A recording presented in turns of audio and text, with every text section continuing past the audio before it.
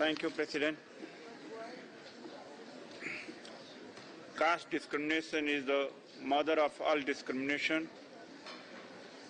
Mr. President, despite various provisions of Indian Constitution aiming at the protection and promotion of human rights of Dalits, their implementation remains inadequate.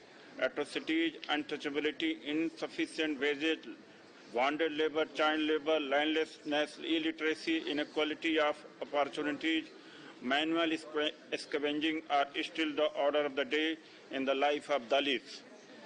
Last Indian National Bureau of Crime report 2006 stated that about 30,000 crimes had been committed against Dalits, though many go unreported.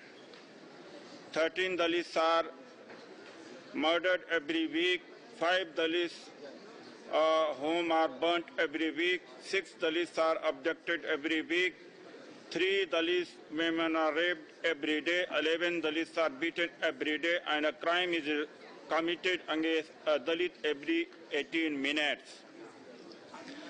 Literacy rate for Dalits remains abysmal, that is 54.69%, and enrollment in higher education is very abysmal. Mr. President, recent brutal attacks on Christians in Odisha state continue to remind us that religious intolerance and caste discrimination are synonymous.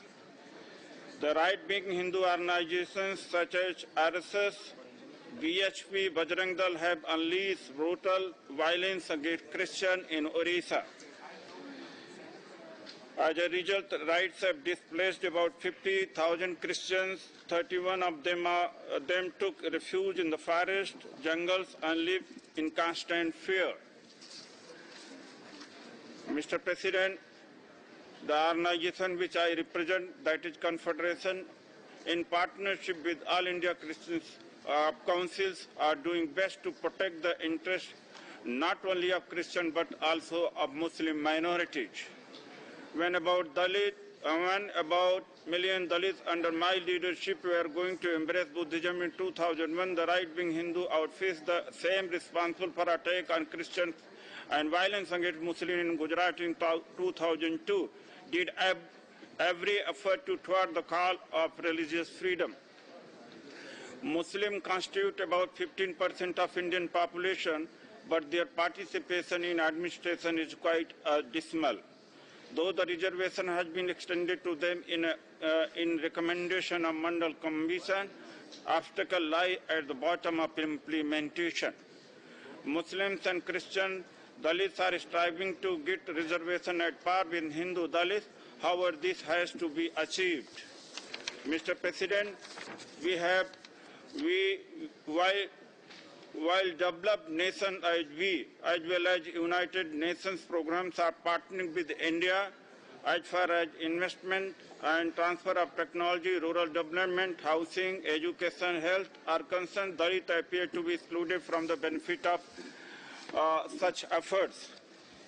We therefore urge Human Rights Council and Government of India to work together to establish justice, peaceful coexistence, harmony between different religious communities, including improving the overall human rights condition of Dalits and other minorities, particularly stopping recent violence.